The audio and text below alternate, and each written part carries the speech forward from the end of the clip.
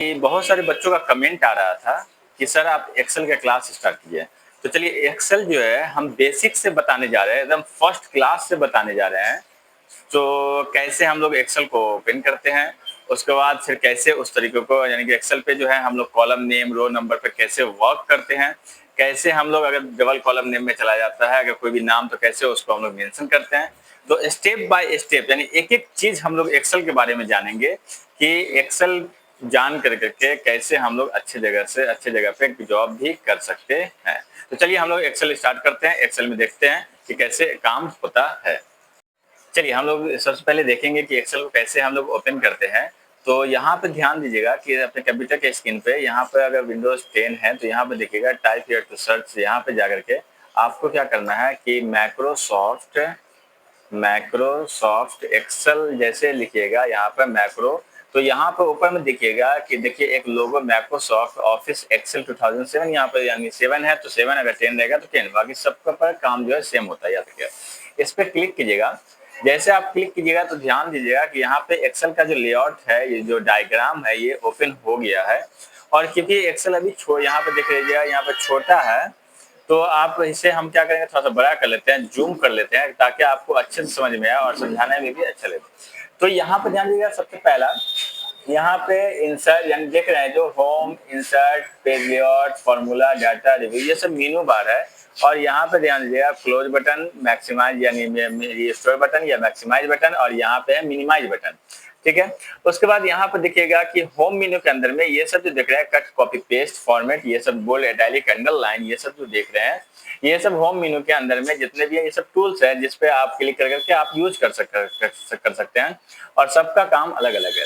तो अब यहाँ पर नीचे में आएगा, यहाँ पर देखिएगा कि जिस सेल पे ये जो देख रहे हैं यहाँ पे आप जिस सेल पे क्लिक करते हैं, जैसे सी है और यहाँ पे हम 5 पे क्लिक किए हुए हैं, तो ये होता है एक्सेल का एड्रेस बार। यहाँ पे आप जिस सेल पे रहते हैं वो वहाँ पे शो कराता है, मेंशन कराता है।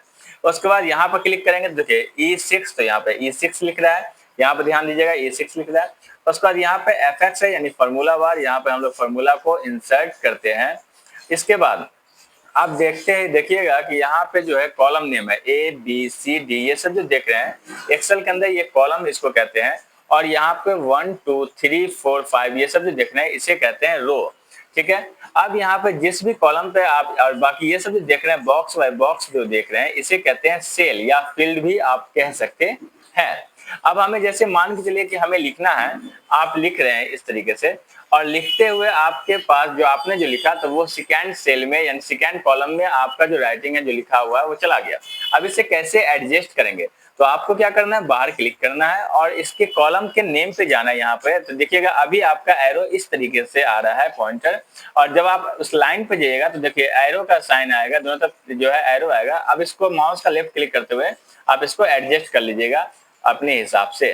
तो देखिए वो एडजस्ट हो गया, देखिएगा।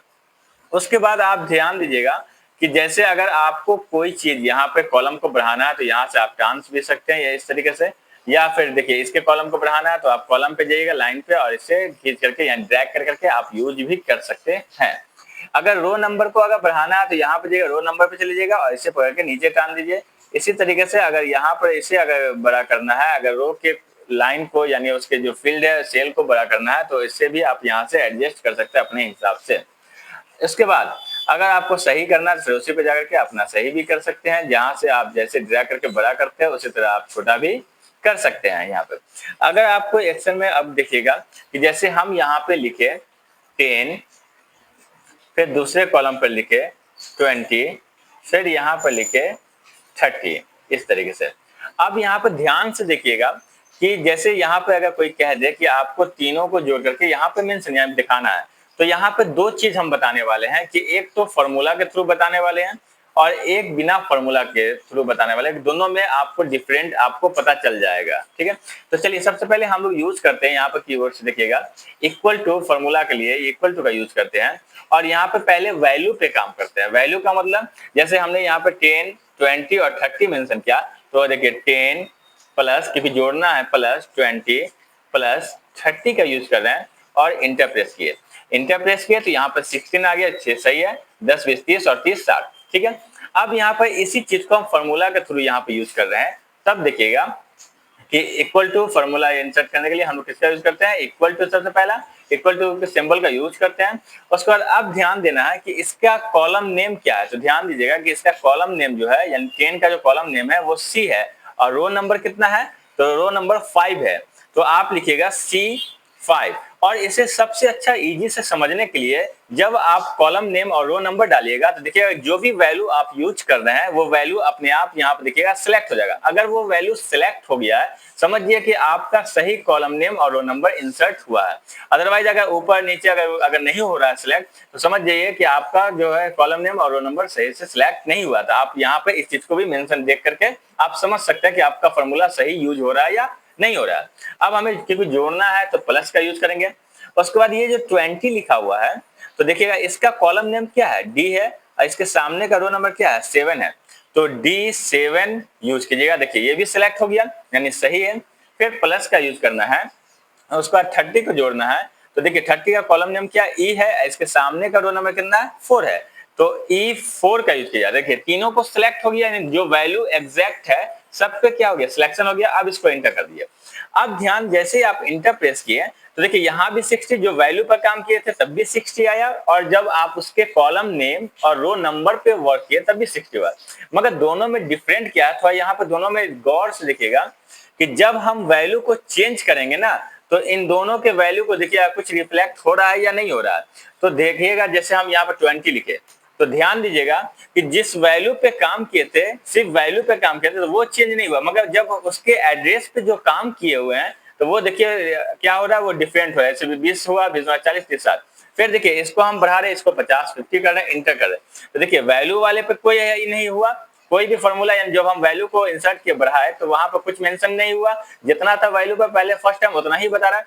मगर जब उसके कॉलम नेम और रो नंबर पे वर्क किए हैं तब देखिएगा कि यहाँ पे अपने आप वो क्या हो रहा है, ऑटोमेटिक क्या हो रहा है, कैलकुलेट हो रहा है। फिर यहाँ पे ध्यान दीजिएगा हमने 100 मेंशन किया, फिर देखिए यहाँ पे 170 हो गया जो उसके कॉलम पर किए थे और रो नंबर पर वर्क किए थे, मगर यहाँ जो वैल्यू पर किए थे उसमें कोई मेंशन नहीं हुआ। इस तरीके का क्लास अगर आपको जानना है और बेसिक से जानना है, A to Z जानना है एक्सेल के बारे में, तो आप मेरे चैनल को प्लीज सब्सक्राइब करें और उसको दूसरों तक शेयर करें और नोटिफिकेशन को ऑन करें कि हर दिन ये वीडियो जाता रहता है। Okay, thank you.